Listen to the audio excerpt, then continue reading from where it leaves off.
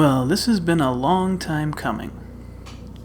Hi, I'm Mongoose Dave, and I will be taking us through the entirety of a PS2 launch game called The Bouncer by Squaresoft. Before we do, let me take a look at the controller settings, make sure they're what I want them to be, and they are not. We want the low setting.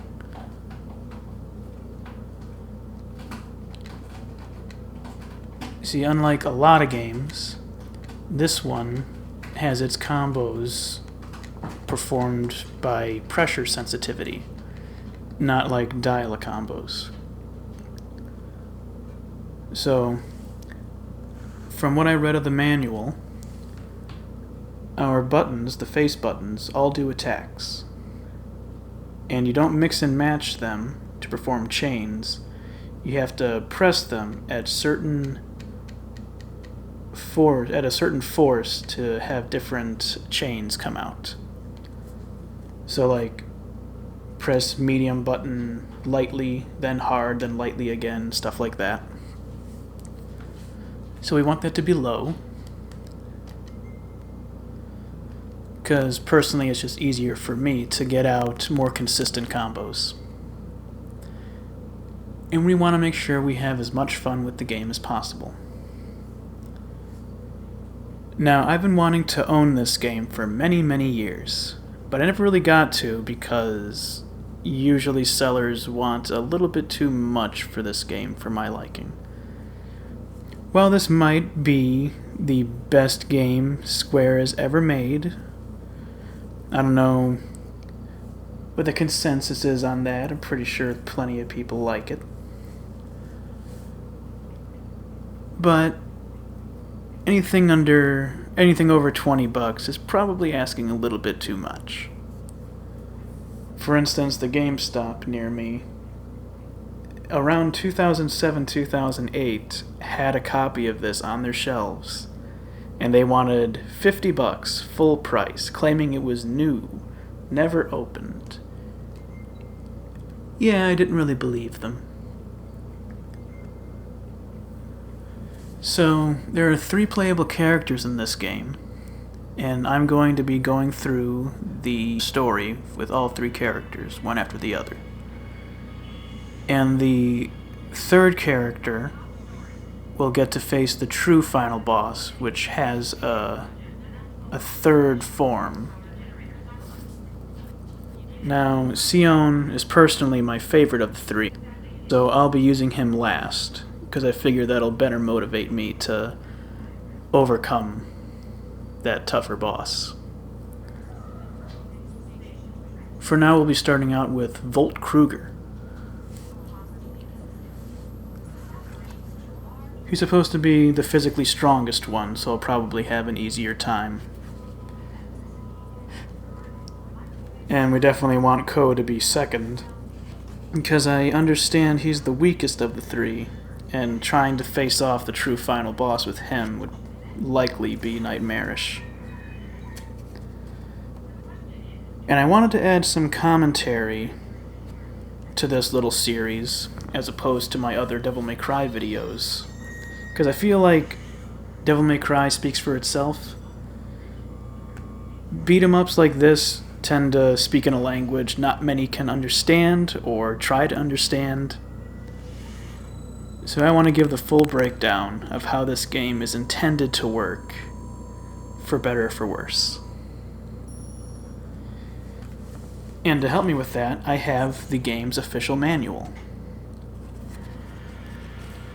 And I think it's likely that my fellow Bouncer fans probably got copies of this game, not including the game manual, because whoever they got it from didn't take good care of it. So I want to share in some of this treasure trove of information, because there's some helpful things in here, and there's some absolutely insane things in here, like discovering that some of these game mechanics are fully intended and explained as if it makes sense.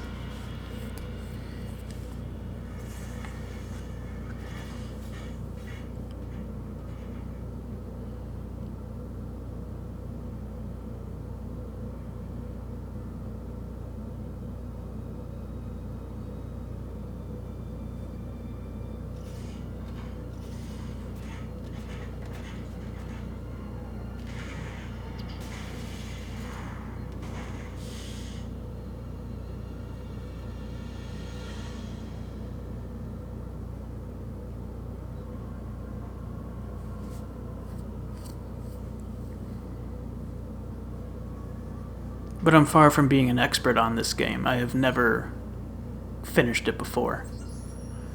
I rented it as a 10-year-old around when the game first came out. And I remember getting to a little after the train, and I kept getting caught by the blast doors. And then, I returned it. But I've always looked back on it wanting to own it, finish it. But then I kept hearing everyone thought it was bad, so I didn't really want to give it a chance. I just thought back to it, especially with Kingdom Hearts 2, the character Pence wears dog street clothes, which is a direct reference to the bouncer. So it's very likely that Tetsuya Nomura also looks back on this fondly.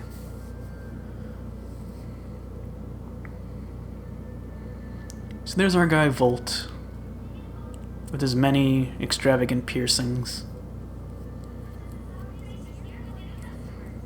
and other body modifications like his little horns. I do like how the manual goes out of its way to mention that Sion's favorite clothing brand is Dog Street, but it doesn't really mention Volt's or Ko's favorite clothing brand. I kind of want to know about the No Cactuar brand of jacket, or what looks like a panther on the back of Ko's vest.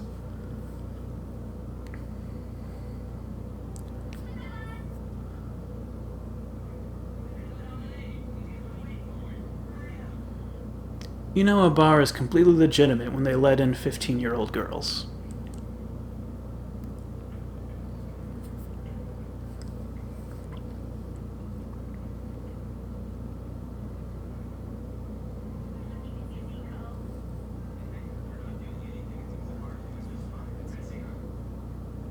Yep, easily identifiable, Stephen J. Bloom, doing the voice we all know him for.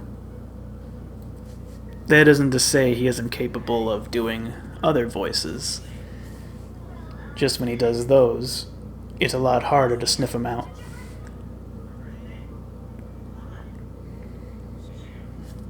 Like how he did the voice of Guilmon from the 3rd season of Digimon.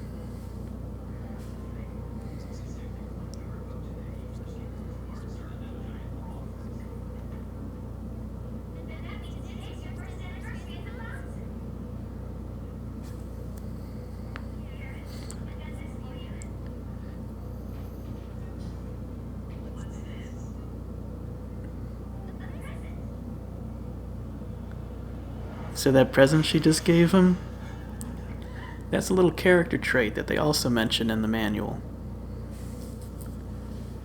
Speaking of which,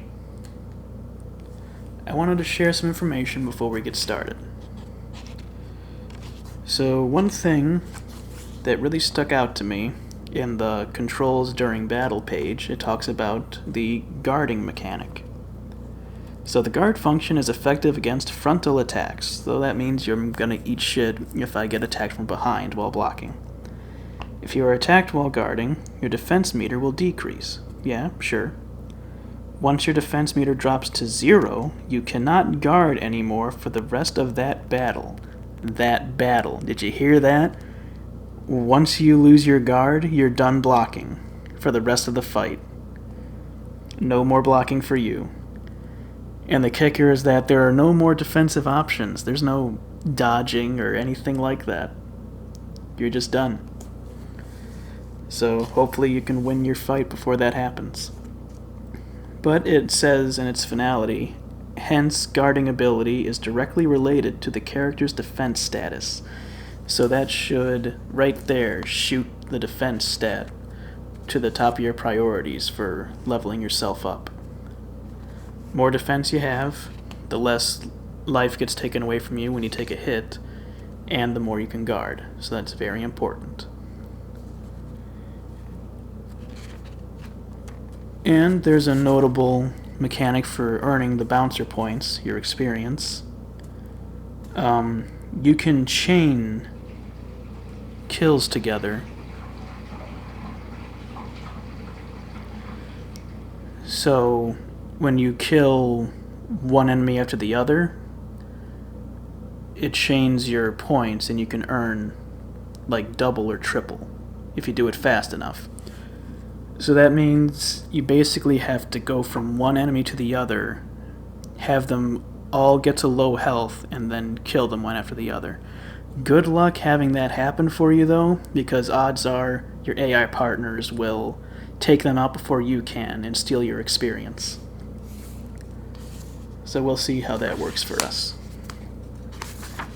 So, let's have a quick rundown of Volt and one villain before we move on. And I'll do this for every playthrough. I'll give you a rundown of the character we'll be playing as, and a rundown of one of the villains, or maybe two. So, with Volt, it has a tiny little backstory for him. It reads, 5 years ago. And we have two boys talking to a man. Boy A says, "Damn it, we've been had."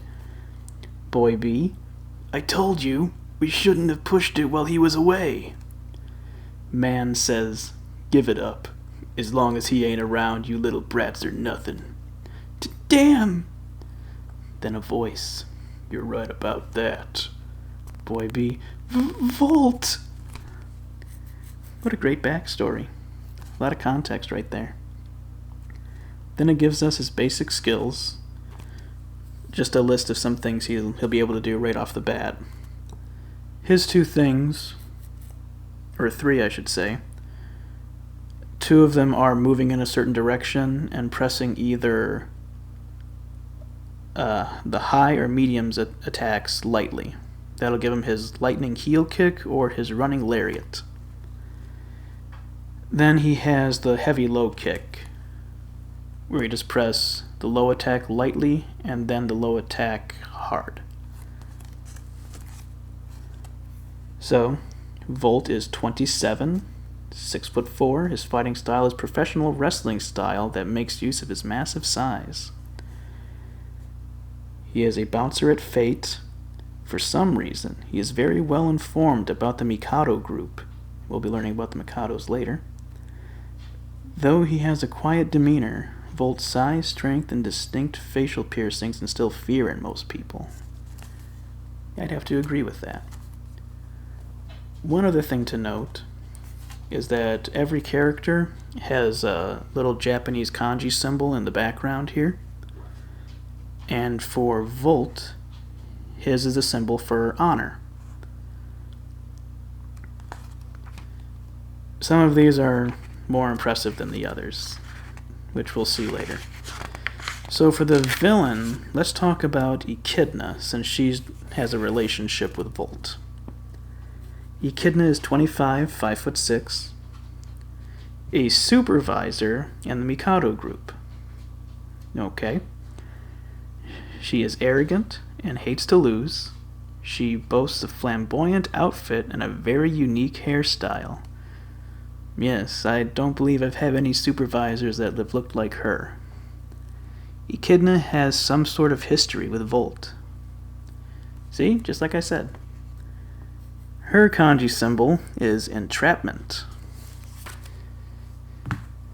So, now that we've learned that, let's move on with the gameplay.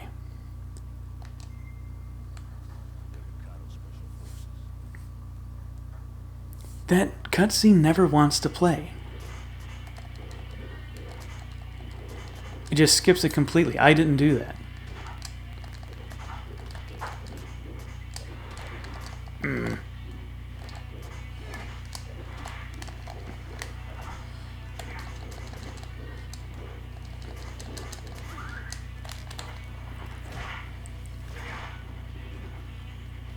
So as you can see, when one of your allies gives a signal,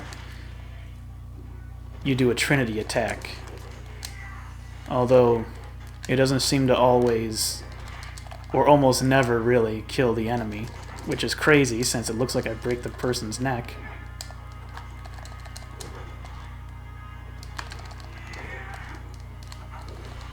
Aw, come on, I should have been able to stuff that.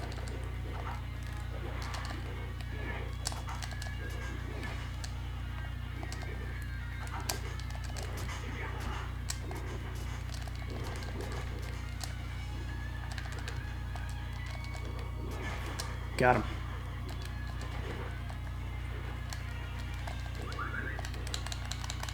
Aw. Missed that one. Not bad, not bad. So, we want to get our defense up. I'll probably get 2 or 3 of those. Maybe 2 defense and 1 power. Before I start saving up for attacks. Just to be safe.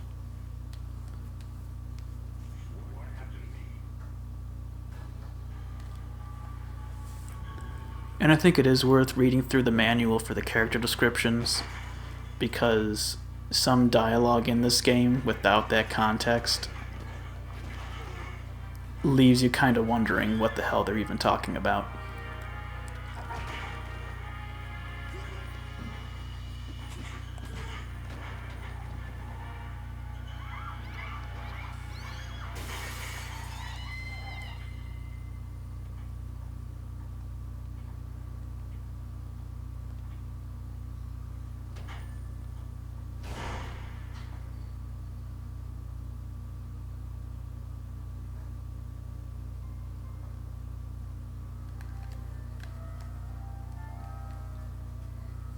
And it's fairly obvious Tetsuya Nomura liked Sion's design a lot, since he reused a lot of those aspects for Sora in Kingdom Hearts. Which, I agree, that's pretty much why Sion's my favorite character in this. He looks the most iconic.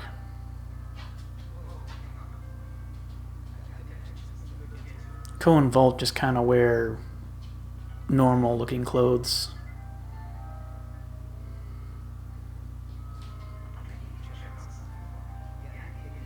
And have fairly reserved designs. You know, mostly just boasting the punk culture.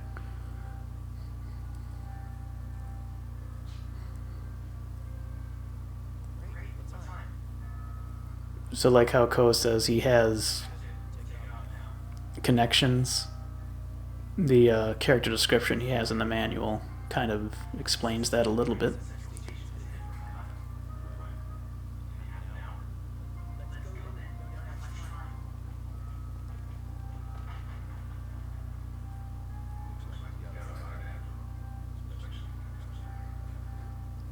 And there's another bit of dialogue that doesn't really make much sense if you don't have the correct context.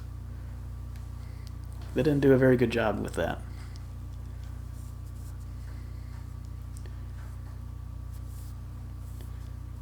And if you're not fast enough, you won't be able to read those little splash screens before the loading is done. You'll likely have to pause the video. But that one happened to be what was already in the manual.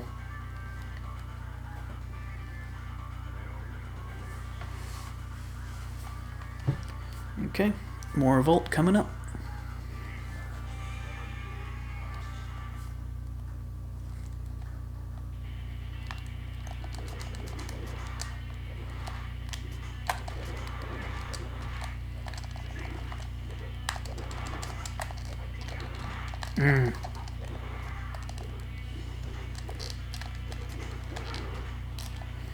Oh, I didn't know he had that.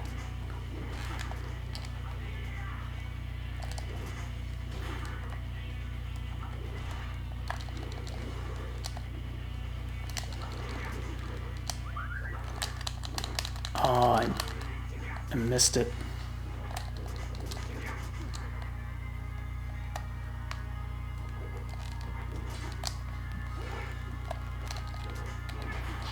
Got him.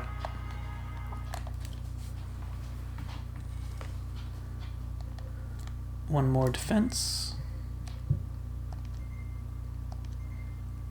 And always save after every fight. Because if you lose, you go back to your last save point. There are no checkpoints in this game.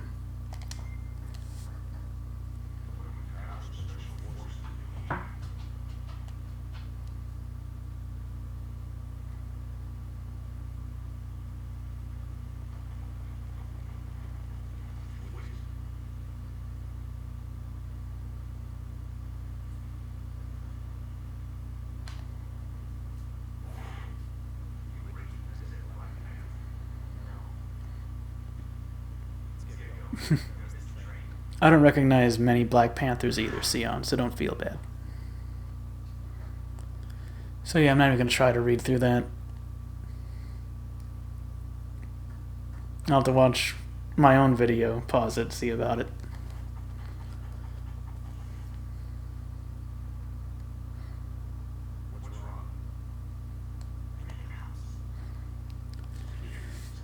Yeah, like, I've done Trinity rushes on these cops.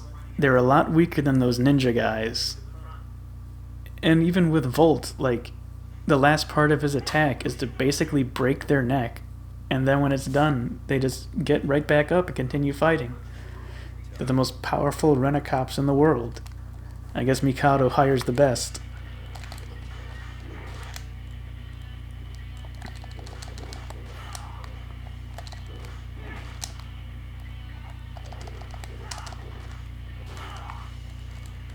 Damn. Alright.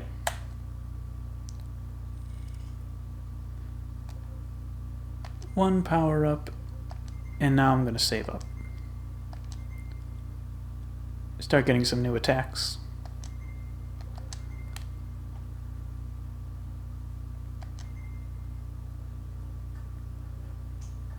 I notice most of Volt's unlockable moves are grapples. Which makes sense. Professional wrestling style. Suits him. And those special attacks are done by holding down the L button and pressing one of the face buttons. But I don't think the game tells you which does what. So we'll just have to figure it out for ourselves.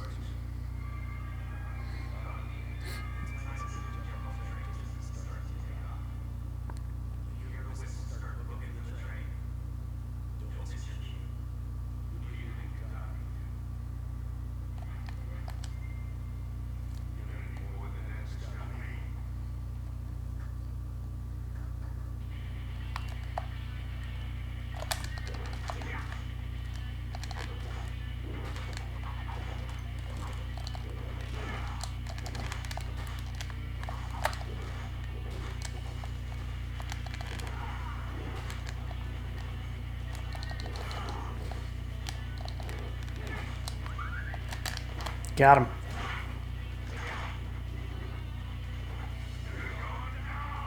Now watch him get right back up.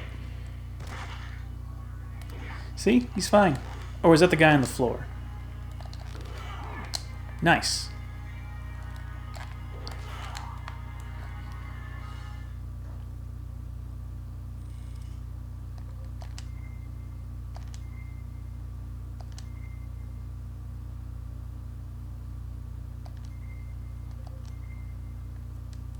Did I already override it? No, okay.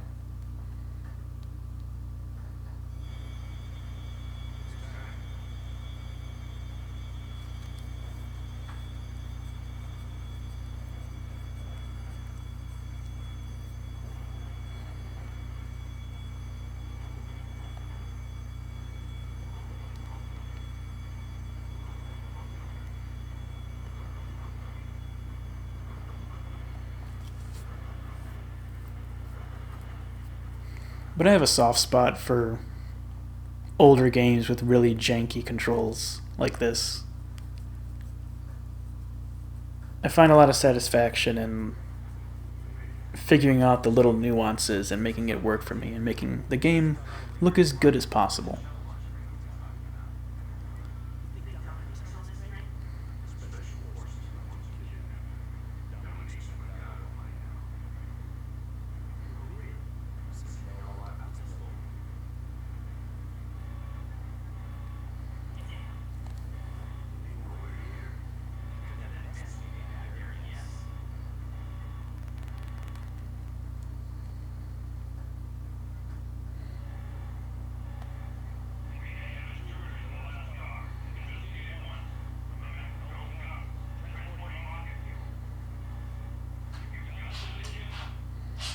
It's Nipples, the enchilada.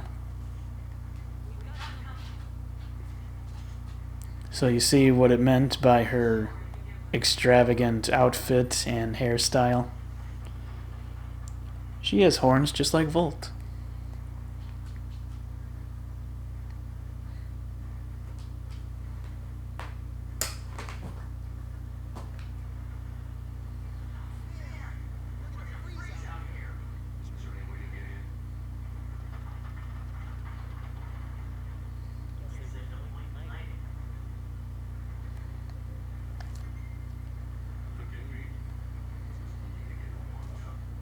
This will be our first fight that lasts more than a minute and a half, even that.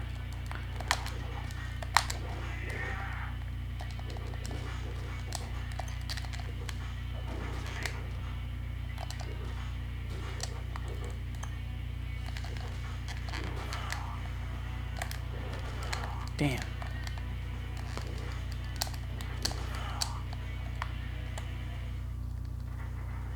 Don't worry, there's a little more.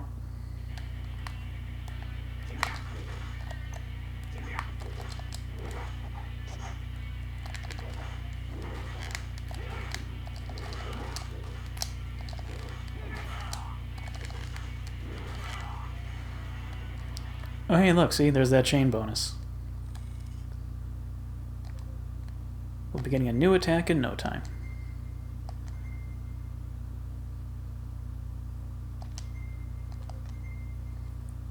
Maybe.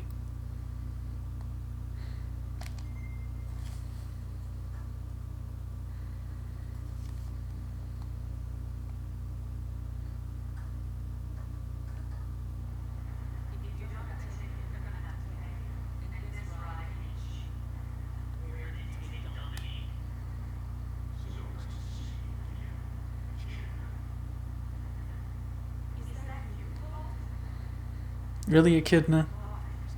Shouldn't you be able to see a guy like Volt from like a mile away?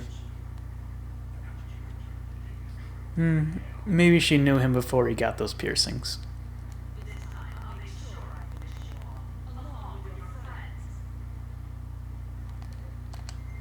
Okay, our very first boss fight.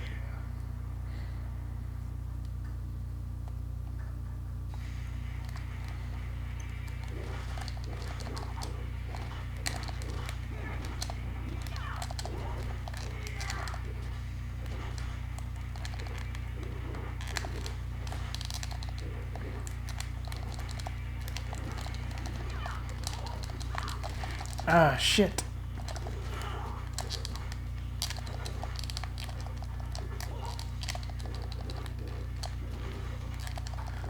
Oh my god!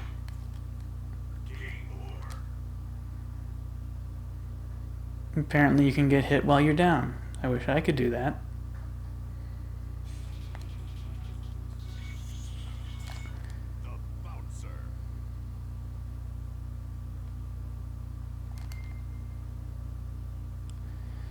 Okay.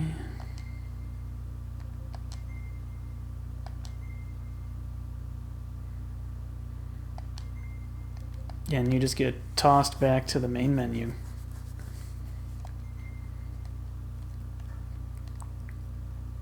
Okay, I have a good feeling about this one.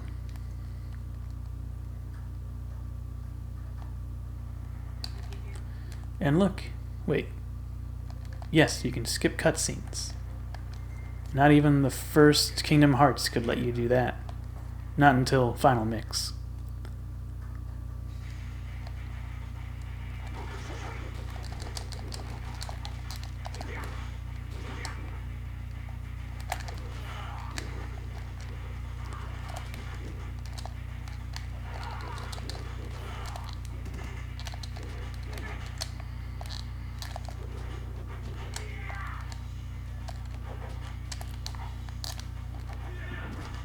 Yeah, body slammed her.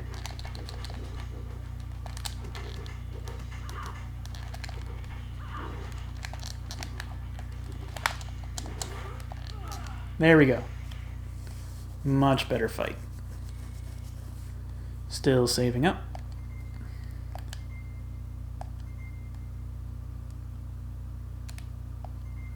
But yeah, she completely wrecked my shit that first run.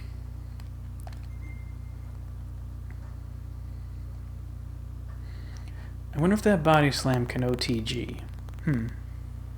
I'm not even really sure how I did it.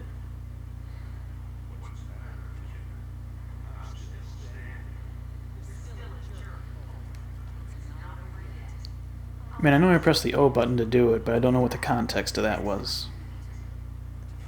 In case y'all are wondering, if you don't have this game, the X, square, and triangle buttons are the low, mid, and high attacks respectively, with O being your jumping attack.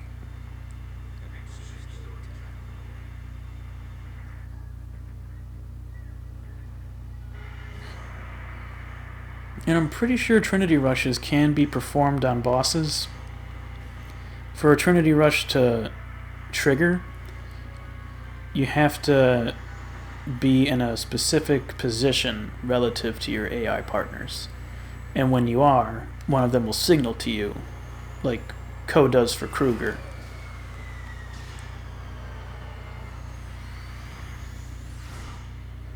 Then when you hear that, mash R2 and hope that it comes out, and hope that you're not in the middle of an animation already.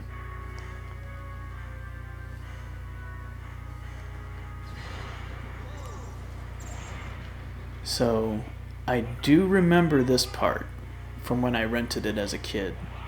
You had to try to find a key card before the train crashes into the station and explodes.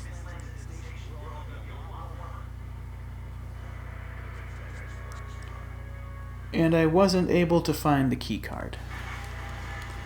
Let's see if I have better luck this time.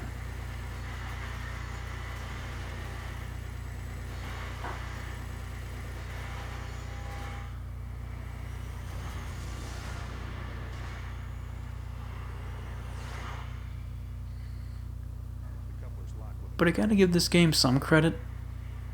For something that came out in 2001, I think the visuals hold up just fine.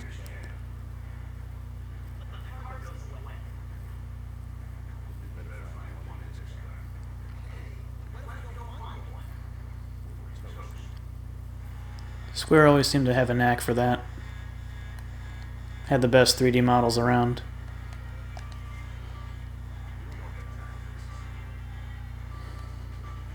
Okay, trying to find the key card. I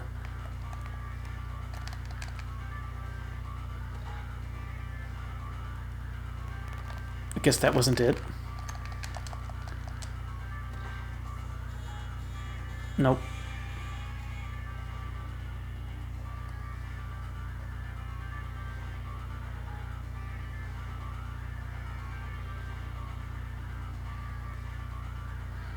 I'm glad we slowly and nonchalantly open little compartments and we're not at all in a rush to try to find the damn thing.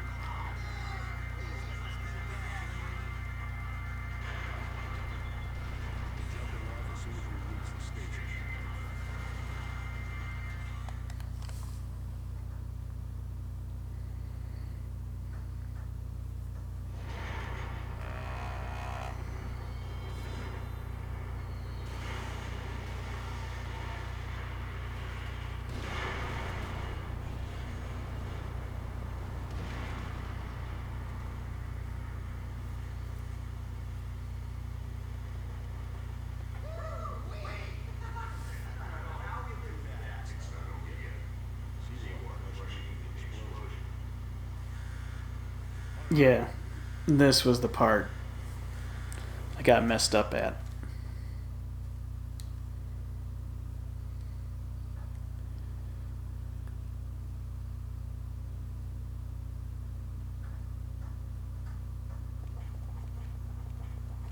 But once the character selection shows up next, I'm going to cut it off from there. And then we'll continue in the next episode of The Bouncer.